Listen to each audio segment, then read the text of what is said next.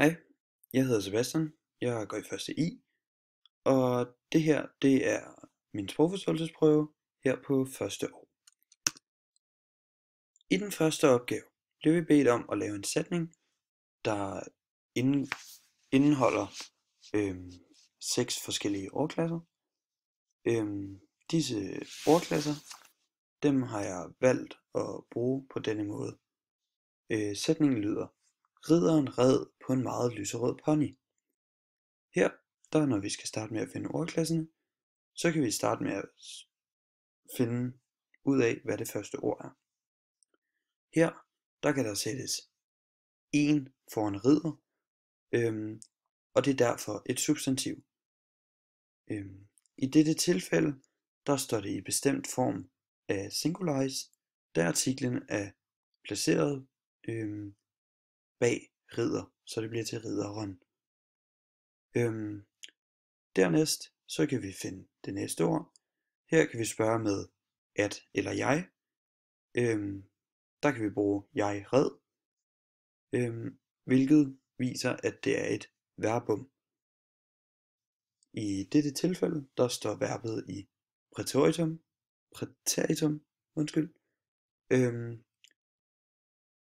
som er datid på dansk. Dernæst har vi på, som er en præposition. Det udtrykker en position, hvilket gør, at det er et forholdsord. Og det siger altså noget om, jamen, hvor er ridderen egentlig i denne sætning. Dernæst har vi ordet en. Det er en artikel, der ligger så op af pony. Det er fælleskøn. Og så er det ubestemt singularis. Herefter hopper vi lige lidt videre og kigger på lyserød. Der er et adjektiv. Det er både i positiv form, det vil sige i første grad. Dette ord ligger så op af pony, altså at det er en lyserød pony. I dette tilfælde, der står der så meget lyserød. Ordet meget, det giver en angivelse af, hvor lyserød den her pony egentlig er. Dette ord, det ligger så op af adjektivet, og er derfor et adverbium. Dette kan også bøjes i første, anden og tredje grad, og dette er også positivt som er første grad. Så har vi opgave 2. Her bliver vi bedt om at lave 3 forskellige sætninger. En på dansk, en på engelsk og en på vores fremmedsprog. Da jeg har spansk, har jeg ikke skulle kigge på verbets tid i den spanske sætning. Udover det, så skulle det være forskellige tider, verbet stod i. I min danske sætning, der har jeg svømmede i går. Svømmede, det står i præteritum, som var datid. Dette står intransitivt, da det hverken ligger sig op af et objekt, men der er heller ikke angivet noget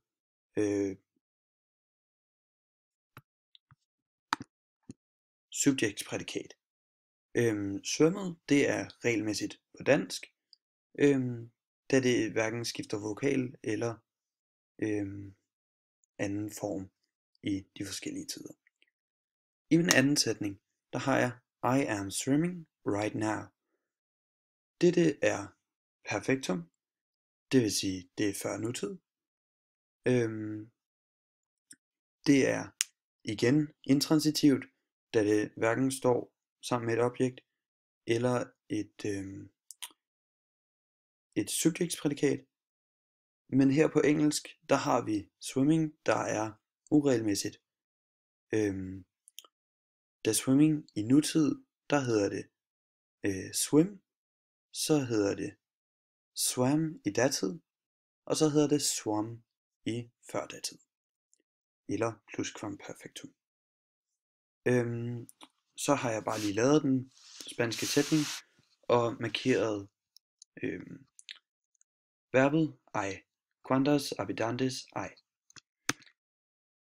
Her i opgave 3, der blev jeg så bedt om at lave henholdsvis en sætning, der står med mindst et subjekt, et enkelt verballed, et